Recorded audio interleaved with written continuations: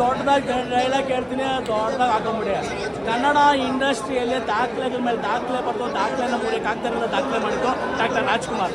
ಒಂದೇ ಸಿನಿಮಾನ ಒಂದು 500 ಸಲ ರಿಲೀಸ್ ಮಾಡಿ ನೋಡೋ ಲೆವೆಲ್ಗೆ ಗೋಮಾಲ್ ಆಕ್ಷನ್ ಮಾಡಿದ್ದು ಡಾಕ್ಟರ್ ಶಿವರಾಜ್ ಕುಮಾರ್. ಮಾಡಿದ್ದು ಕೆಲವೇ ಸಿನಿಮಾ ಮಾತ್ರ ಇವತ್ತಿಗೂ ನಟನ ಎಲ್ಲಿ ನಟ ಭಯಂಕರ ಅನ್ನಿಸ್ಕೊಂಡ್ರು ಡಾಕ್ಟರ್ ರಾಘವೇಂದ್ರ ರಾಜ್ಕುಮಾರ್. ಎಡಗೈಲಿ ಮಾಡಿದ ಬಲಗೈಲಿ ಗೊತ್ತಾಗ್ತದೆ, ದಾನ ಮಾಡೋದ್ರಲ್ಲಿ ದಾನ ಬೀರೇಶ್ವರ ಕಣ್ಣ ಎಂಬ ಹೆಸರು ಪಡೆದಿದ್ದು ಡಾಕ್ಟರ್ ಪ್ರಭಾಸ್ ಪುನೀತ್ ರಾಜ್ಕುಮಾರ್. ಸಾದ್ರು ಓಕೆ, ಸಾದ್ರು ಓಕೆ. ಆಕ್ಷನ್ ಅಂತ ಹೇಳಿದ್ರೆ ರಗಡ್ ಲುಕ್ಕಲ್ಲಿ ಕಾಣಿಸುವಂಥ ಆಕ್ಟರ್ ವಿನಯ್ ರಾಜ್ಕುಮಾರ್. ತಾತ, ದೊಡ್ಡಪ್ಪ, ಅಪ್ಪ, ಚಿಕ್ಕಪ್ಪ, ಅಣ್ಣ ಮಾಡಿರೋ ಹೆಸರನ್ನ ಉಳಿಸ್ಬೇಕು, ಜೀವನದಲ್ಲಿ ಇನ್ನಷ್ಟು ಹೆಸರನ್ನ ಗಳಿಸ್ಬೇಕಂತ ಹೋರಾಟ ಮಾಡ್ತಾರೋ ಈ ಯುವರಾಜ್ ಕುಮಾರ್. ಜುಲೈ 18 ಲೆಕ್ಕ ಬ್ಲಾಕ್ ಬಸ್ಟರ್ ಪಕ್ಕ. ಸರ್, ಇನ್ನು ಸಿನಿಮಾ ಬಗ್ಗೆ ಹೇಳಿದ್ರೆ ಹಾಡುಗಳು ಅದ್ಭುತವಾಗಿದೆ, ಕತೆ ಮಸ್ತಾಗಿ ಸೆಲೆಕ್ಷನ್ ಮಾಡಿದ್ರೆ, ಡ್ಯಾನ್ಸ್ ಅಲ್ಟಿಮೇಟ್ ಆಗಿದೆ, ಫೈಟ್ಸ್ ಚಿಂದಿ ಚಿತ್ರಣ, ಲವ್ ಸ್ಟೋರಿ ಅಂತೂ ಲೈನ ಮಧುರ ಲೆವೆಲ್ ಇಟ್ಟಿದ್ದಾರೆ. ಇನ್ನು ಸಿನಿಮಾದಲ್ಲಿ ನೋಡ್ಬೇಕಂದ್ರೆ ಸರ್ ಪುನೀತ್ ರಾಜ್ಕುಮಾರ್ ಥರನೇ ಕಾಣಿಸ್ತಾರೆ ಸರ್. ಇವ್ರು ಆಕ್ಷನ್ ಮಾಡಿದ್ರೆ ಪುನೀತ್ ರಾಜ್ಕುಮಾರ್ ನಿಲ್ಲಿಸ್ತಾರೆ. ಏನೋ ಒಂದು ಕಲೆ ಇದೆ, ದೊಡ್ಡ ಮನೆ ಕಲೆ, ಅದು ನಿಲ್ಲಿಸ್ತಾರೆ. ಶಿವರಾಜ್ ಕುಮಾರ್ ಇನ್ನೂ 100 ಸಿನಿಮಾ ಮಾಡ್ತಾರೆ. ತದನಂತರ ಈ ಒಂದು ದೊಡ್ಡ ಮನೆ ಮೂವಿಗೆ ಇಟ್ಕೊಂಡೋಗ್ರು ಇವರೇ. ಇನ್ನೇನಿಲ್ಲ, ಇವತ್ತು 700 ಚಿತ್ರಮಂದಿರಗಳು ಓಪನ್ ಆಗಿದೆ. ಅಭಿಮಾನಿಗಳಿಗೆ ಹಬ್ಬ. ಜಯಣ್ಣ ಮತ್ತು ಅಶ್ವಿನಿ ಮೇಡಮ್ ಎಲ್ಲ ನಿಮ್ದೆ. ಬಾಚ್ಕೊಳ್ಳೆ. ಯುವರಾಜ್ ಕುಮಾರ್ ತುಂಬಾ ಆಕ್ಟಿಂಗ್ ಚೆನ್ನಾಗಿ ಮಾಡಿದ್ದಾರೆ. ಪ್ರೇಕ್ಷಕರು, ಕನ್ನಡ ಪ್ರೇಕ್ಷಕರು ಕನ್ನಡ ಸಿನಿಮಾವನ್ನು ಸಪೋರ್ಟ್ ಮಾಡಬೇಕು. ಕನ್ನಡ ಚಿತ್ರಮಂದಿರದಲ್ಲೇ ಬಂದು ನೋಡಿ, ತುಂಬಾ ಚೆನ್ನಾಗಿದೆ. ಇದು 100 ಡೇಸ್ ಪಕ್ಕ ಪೈಸಾ ವಸೂಲ್ ಫಿಲಮ್. ಇದು ತುಂಬಾ ಚೆನ್ನಾಗಿ ಆಕ್ಟಿಂಗ್ ಮಾಡಿದ್ದಾರೆ ಯುವರಾಜ್ ಕುಮಾರ್. ನೆಕ್ಸ್ಟ್ ಇವರೇ ಅಪ್ಪು ಸ್ಥಾನ ತುಂಬೋದು ಅಂತ ಹೇಳ್ತೀನಿ. ಯಾಕಂದ್ರೆ ಆ ಥರ ಆಕ್ಟಿಂಗ್ ಮಾಡಿದ್ದಾರೆ. ತುಂಬಾ ಸೆಂಟಿಮೆಂಟು, ಫೈಟ್ಸ್, ಹಾಡು ಎಲ್ಲ ತುಂಬಾ ಚೆನ್ನಾಗಿ ಮಾಡಿದ್ದಾರೆ.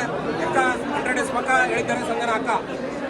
ಇವತ್ತು ಎಕ್ಕ ಚಿತ್ರ ನೋಡಕ್ಕೆ ಬಂದಿದ್ದೆ. ಫಸ್ಟು ತುಂಬ ಅದ್ಭುತವಾದಂಥ ಒಂದು ಚಿತ್ರ. ಯಾಕಂತಂದರೆ ಒಳ್ಳೆ ಕಾಂಟೆಂಟ್ ಇರ್ತಕ್ಕಂಥ ಚಿತ್ರ. ಅಭಿನಯ ಸಖತ್ತಾಗಿ ಮಾಡಿದ್ದಾರೆ ಯುವ ಬಾಸ್ ಅವರು.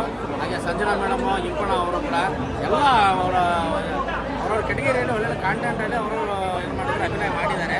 ಬಟ್ ಚಿತ್ರದ ಬಗ್ಗೆ ಹೇಳ್ಬೇಕಂತಂದರೆ ಫಸ್ಟ್ ಹಾಫ್ ಸ್ವಲ್ಪ ಬೋರ್ ಆಗಲ್ಲ, ಸೆಕೆಂಡ್ ಹಾಫ್ ಸ್ವಲ್ಪ ಏನೋ ಲ್ಯಾಗ್ ಆಗ್ತದೆ. ಮತ್ತು ಕ್ಲೈಮ್ಯಾಕ್ಸಲ್ಲಿ ಬಂದ್ಬಿಟ್ಟು ಅದು ಮೇಕಪ್ ಆಗ್ತದೆ. ಕ್ಲೈಮ್ಯಾಕ್ಸ್ ಅಂತ ಸೂಪರಾಗಿ ಮಾಡಿದ್ದಾರೆ. ನಾನು ಹೇಳೋದಿಷ್ಟೇ, ಕನ್ನಡ ಚಿತ್ರಗಳನ್ನು ಬೆಳೆಸಿ ಉಳಿಸಿ, ಕನ್ನಡ ಚಿತ್ರಗಳನ್ನು ಚಿತ್ರಮಂದಿರದಲ್ಲಿ ಬಂದು ವೀಕ್ಷಣೆ ಮಾಡಿ ಅಂತ ಹೇಳ್ಬೋದು. ಸರ್, ಯುವರಾಜ್ ಕುಮಾರ್ ಅವರು ಚಿತ್ರದಲ್ಲಿ ಏನು ವೇಷ ಹಾಕೊಂಡಿದ್ದಾರೆ ಕ್ಲೈಮ್ಯಾಕ್ಸ್ ಅಲ್ಲಿ, ಅದೇ ತರ ಇವತ್ತು ನೀವು ರೆಡಿಯಾಗಿ ಬಂದಿದ್ದೀರಾ. ಇದ್ರಲ್ಲಿ ನಮಗೆ ಗೊತ್ತಾಗ್ತಾ ಇದೆ ನೀವು ಅವ್ರ ಪಕ್ಕ ಅಭಿಮಾನಿ ಅಂತ. ನೀವು ಈ ಸಂದರ್ಭದಲ್ಲಿ ಏನು ಹೇಳಕ್ಕೆ ಇಷ್ಟಪಡ್ತೀರಾ ಸರ್? ಸಂದರ್ಭದಲ್ಲಿ ಅವ್ರಿಗೆ ತುಂಬ ಥ್ಯಾಂಕ್ಸ್ ಅಂತ ಹೇಳ್ತೀನಿ. ಯಾಕಂದರೆ ನಾವು ಮೇಯ್ನಾಗಿ ಅಪ್ಪು ಬಾಸ್ನ ಮಿಸ್ ಮಾಡಿದ್ದೀವಿ. ಇದು ಒಂದನ್ನು ಅವರು ತುಂಬಿಸಿದ್ದಾರೆ. ನಾವು ಯಾವುದೇ ಕಾರಣಕ್ಕೂ ಇನ್ನೂ ಜಾಸ್ತಿ ಎಕ್ಸ್ಪೆಕ್ಟ್ ಮಾಡ್ತಾಯಿದ್ದೀವಿ. ಈ ಥರ ಒಂದು ಗೆಟಪ್ಸ್ಗಳನ್ನ ಇನ್ನೂ ಡಿಫ್ರೆಂಟ್ ಇದರಲ್ಲಿ ಕೊಟ್ಟಿರೋದು ಅಂದರೆ ನಮ್ಮ ಪುನೀತ್ ರಾಜ್ಕುಮಾರ್ ಬಿಟ್ಟರೆ ಯುವರಾಜ್ ಕುಮಾರನೇ. ಅದರಲ್ಲೂ ಫ್ಯಾಮಿಲಿ ಓರಿಯೆಂಟೆಡ್ ಮೂವಿ ಹೆಂಗೆ ಅಪ್ಪು ಬಾಸ್ ಮಾಡ್ತಾ ಇದ್ರು ಅದೇ ಥರ ಮಾಡ್ಕೊಂಡು ಬರ್ತಿದ್ದಾರೆ. ಆ್ಯಕ್ಟಿಂಗ್ ಅಂತೂ ನೆಕ್ಸ್ಟ್ ಲೆವೆಲ್ ಇಂಪ್ರೂವ್ ಆಗೋಗಿದ್ದಾರೆ. ನಾವು ಎಕ್ಸ್ಪೆಕ್ಟೇ ಮಾಡಲಿಲ್ಲ ಆ ಥರ ಎಲ್ಲ ಇದಾಗಿರುತ್ತೆ ಅಂತ. ಇನ್ನೂ ದೊಡ್ಡ ಮಟ್ಟದಲ್ಲಿ ಬರ್ತಾರೆ ಯುವರಾಜ್ ಸರ್. ನಾವು ಇದೀವಿ ಯಾವಾಗಿದ್ರು, ಬಟ್ ನನಗೆ ಒಳ್ಳೊಳ್ಳೆ ಗೆಟಪ್ಗಳು ಚಾನ್ಸ್ಗಳು ಕೊಡಿ ಅಂತ ಕೇಳ್ಕೊಳ್ತೀನಿ ಈ ಮುಖಾಂತರ. ಸ್ನೇಹಿತರೆ, ಬನ್ನಿ, ಪಿಕ್ಚರ್ ತುಂಬ ಚೆನ್ನಾಗಿದೆ, ಬಂದು ನೋಡಿ. ಕನ್ನಡ ಪಿಕ್ಚರು, ಅದು ಫಸ್ಟ್ ಮೈಂಡಲ್ಲಿ ಇಟ್ಕೊಂಡು ಬನ್ನಿರಿ, ನೋಡಿರಿ. ಇನ್ನೂ ದೊಡ್ಡದಾಗಿ ಕೆಲಸ ಆಯ್ತು. Thank you sir.